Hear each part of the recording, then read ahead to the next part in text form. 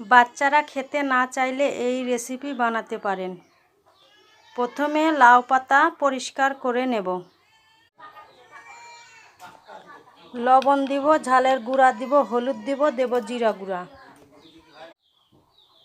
দেব আদা ও রসুন বাটা, দেব সরিষা বাটা,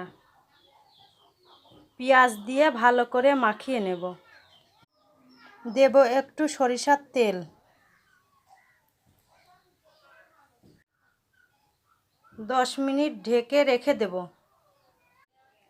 10 মিনিট পর আসলাম। লাউ পাতার মধ্যে মাছগুলো দেব। এবার প্রত্যেকটা পিস লাউ পাতা দিয়ে মুড়িয়ে সুতা দিয়ে বেঁধে দেব। এবার আর একটু তেল দেব, সামান্য পানি দেব।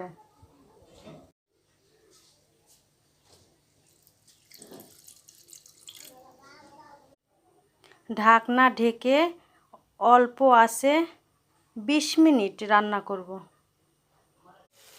10 মিনিট পর পাল্টিয়ে দেব।